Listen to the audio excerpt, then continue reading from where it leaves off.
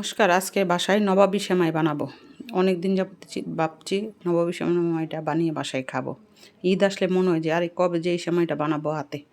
তারপরে আজকে ভালো করে এক প্যাকেট সেমাই নিয়ে আসছিল, বড় প্যাকেট আনতে হবে। তারপর আমি ঘি দিয়ে সেমাইটা একটু বেজে নিলাম। বেজে সেমাইটার আগে একটা মিক্সিং বলে আমি আগে সেট করে নিলাম সেমাইটাকে।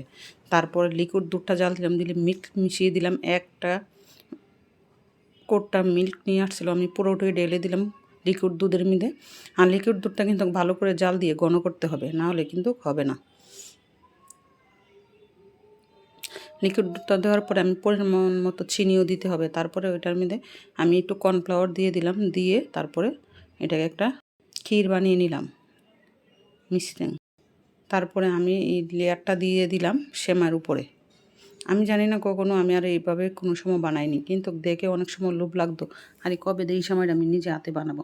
তারপরে এরকম করে আমি 2-3টা লেয়ার দিয়ে দিলাম, দিয়ে তারপরে কাজু বাদাম দিয়ে সাজিয়ে নিলাম। আর অয়েল পেপার দিয়ে এইভাবে ঢাকনা দিয়ে রেখে দিতে হবে প্রায় 6 থেকে 7 ঘন্টা নর্মাল ফ্রিজে।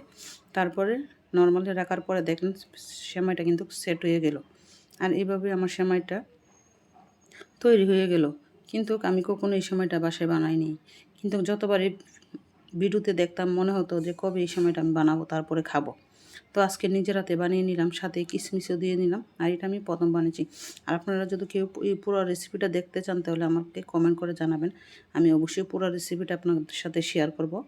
আমি যতটুকু পারছি ততটুকু আপনাদের সাথে শেয়ার করলাম, কারণ মোবাইলটাও আমার হাতের মোবাইলটাও নষ্ট হয়ে গেছে। কারণ আমার তো এরকম তৌফিকও নেই কেনার মতন মোবাইল, এখন যেই অবস্থা। এই জন্য আমি ঠিকমতো ভিডিওটাও করতে পারলাম না। আর দেখেন লেয়ারটা কত সুন্দর হয়েছে। তারপরে আমি বাসায় আপনাদের বাইকে দিয়ে বললাম, দেখো কে কেমন হয়েছে।